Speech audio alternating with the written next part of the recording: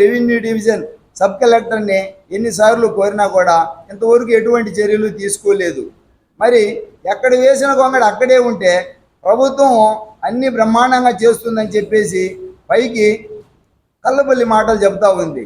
అది తెలియని అమాయకులకు చెప్పాలి, కానీ ఆంధ్రప్రదేశ్ మొత్తం అమాయకులేం కాదు. ప్రజలు తెలుసుకున్నాక ఓటు రూపంలో సరైన బుద్ధి చెప్తారనేది 2024 ఎలక్షన్ ద్వారా తెలిసి తేటతెల్లమైంది. కానీ చంద్రబాబు నాయుడు నాకు ఇదే లాస్ట్ మూమెంట్ కదా, నేను కాకపోతే 2 నెలలు 3 నెలలు ఉంటాము, ఏ పదవి గణమో ప్రాణగణంతో పోతానో, ఈ లోపల అన్ని సర్దుబాటు చేసుకోవచ్చు, వీళ్ళు ఉంటేనేం పోతేనేం చేసి ప్రజల ప్రాణాలు గాలికి వదిలేస్తున్నాడు. అది సబబు కాదు. ఇప్పటికైనా చంద్రబాబు నాయుడు ముద్దు నిద్ర వీడి ప్రజల ప్రాణాలకు రక్షణగా వెంటనే ఈ ప్రభుత్వ పాలనని గాడిలో పెట్టాలి. ఉదాహరణకి ప్రకాశం జిల్లా పామూరు మండలంలో మోపాడు రెవెన్యూలో సర్వే నంబర్ 482లో 317 ఎకరాలు 21 సెంట్లు ప్రభుత్వ భూమి ఉంటే దాన్ని 615 ఎకరాలుగా ఆ వెబ్ల్యాండ్లో నమోదు చేశారు. ఇట్లా రెవెన్యూ పరంగా ఎన్నో అక్రమాలకు పాల్పడి రెవెన్యూ యంత్రాంగం అది వాళ్ళకి ఎటువంటి హద్దులు లేకుండా ప్రవర్తిస్తూ ఉంటే ప్రభుత్వ పెద్దలు కిమ్మనకుండా చూస్తూ ఉన్నారు అంటే వీళ్ళు కూడా ఆ పాపంలో పాలు పంచుకున్నట్టే. కాబట్టి ప్రజల్ని వాళ్ళ అమాయకత్వాన్ని ఆసరాగా చేసుకొని ప్రభుత్వాలు ఆటలాడించకుండా వాళ్ళ యొక్క అవసరాలు ఏంటో తెలుసుకొని వాటి మీద శ్రద్ధ పెట్టాలి.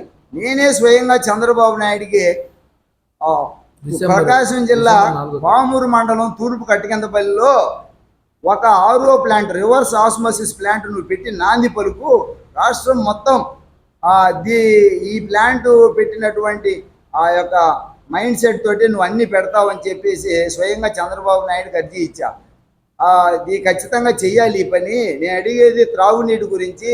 పంచభూతాలలో జలం జీవనాధారం, కనీసం ఈ పనినే చెయ్యి. స్వాతంత్రం వచ్చి ఇన్ని నాళ్ళు అయితే కనీసం త్రాగునీరుకు నోచుకోలేకపోతే ఇక ప్రభుత్వం ఉన్నట్లా, అది చెప్పుకోవడానికే సిగ్గుచేటు అని చెప్పి అడిగితే పరిశీలిస్తానన్నాడు. ఎంతవరకు చేయలా. అంటే ఆయన ఉద్దేశం ఏంది, 6 కోట్ల మందిలో ఆఫ్టర్ ఆల్ నువ్వు ఒక్కడే అని చెప్పేసి. అది తప్పు. ఎందుకు అంటే ఇక్కడ ఎంతమంది అడిగారు అనే మెజారిటీ ఫార్ములా అది రాజ్యాంగ పరంగా ఒక ప్రభుత్వాన్ని ఏర్పాటు చేయడానికి వర్తిస్తుంది. కానీ ప్రజల అవసరాలని సమస్యలను వెలుగులోకి తేవటానికి ఎన్నో కోట్ల మంది మెజారిటీ మంది అవసరంలా, ఒక్కడైనా చాలు. ఆ సమస్యలో జెన్యునిటీ ఎంత, అది చేయి తగిందా లేదా, ప్రభుత్వానికి సామర్థ్యం ఉందా లేదా, ఆ విధంగా ఆలోచించాలి తప్ప ప్రతిదానికి మెజారిటీ ఫార్ములా కరెక్ట్ కాదు. ఓకే.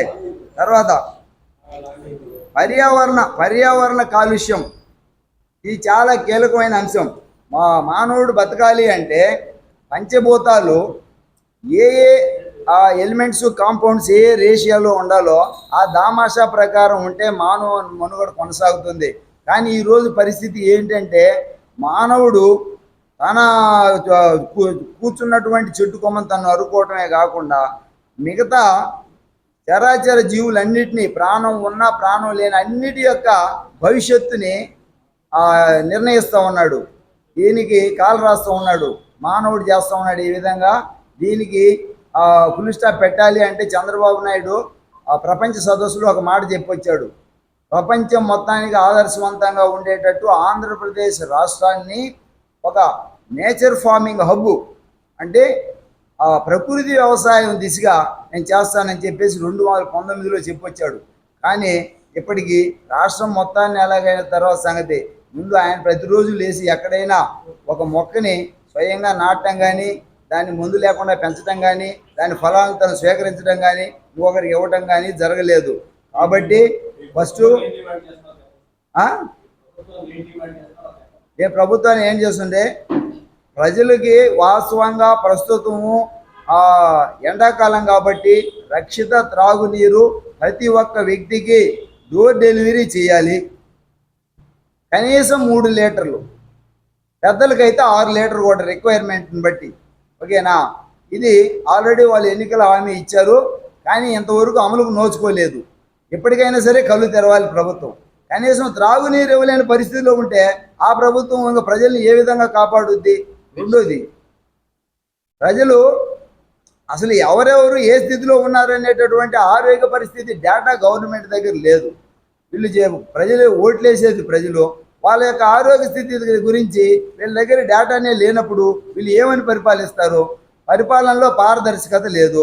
కారణం ఏంటంటే మొన్నటి వరకు భూముల గురించి మీ భూమి అనేటువంటి పోర్టల్లో ఈ భూమికి ఓనర్ ఎవరు, ఆ భూమి సర్వే నెంబర్ ఎంత, ఆ భూమి విస్తీర్ణం ఎంత, ఆ పట్టాదారు పేరు ఏమిటి, పోతే రీసర్వే జరిగితే దాని యొక్క లాటిట్యూడ్ లాంగిట్యూడ్స్ అంటే లొకేషన్కి సంబంధించినటువంటి కోఆర్డినేట్స్ ఏంటి, ఈ డేటా మొత్తం వచ్చేది. ఇప్పుడు ఏం చేశారు? ఆ డేటా కూడా లేకుండా మీ భూమి వెబ్సైట్లో ఊరికే నామకే వస్తే మీ భూమి పోర్టల్ అని పెట్టారు. ఓకేనా? అంటే ప్రభుత్వం ప్రజల్ని చేతగాని వాళ్ళలాగా చూస్తుంది. ఇది ఎంతవరకు సమర్థనీయం కాదు. అయితే దీనికి పరిష్కారం ఏంది అంటే, ఇక ముద్దునిద్ర వేడకపోతే ఇంకా మనకున్న పెద్ద మనిషి ఎవరు అంటే రాజ్యాంగ పరంగా కోర్టు. కాబట్టి కోర్టుకు బాగా తప్పనిసరి పరిస్థితి. కోర్టుకు పోయి నువ్వేం తీస్తావు? రాజకీయంగా మేమంతా గొప్పలము, మాకు అధికారం ఉంది, దాన్ని కూడా మేనేజ్ చేయగలమని మీరు అనుకోవచ్చు. కానీ ఇక్కడ పరిస్థితి ఏంటంటే ప్రజలు కోర్టుకు పోయారు అంటే నువ్వు తలదించుకోవాల్సిన పరిస్థితి. అంతవరకు తెచ్చుకోకుండా ప్రజల అవసరాలను గుర్తించి వెంటనే ఎటువంటి చర్యలు చేపట్టాలో యుద్ధ ప్రాతిపదికన చేపట్టి ఇమ్మీడియట్లీగా ప్రజలకు రక్షిత త్రాగునీరించడం, తర్వాత ఆహారము, వైద్యం, అన్ని రంగాలు, రెవెన్యూలో జరిగేటటువంటి అక్రమాలని వెంటనే సరిదిద్దాలా. ప్రజలు దిక్కులేని పక్షుల్లాగా చూడొద్దు. ఇది నా మనవి. అల్లు మాలకొండరాయుడు, తూర్పు కట్టకిందపల్లి గ్రామం, పామూరు మండలం, ప్రకాశం జిల్లా.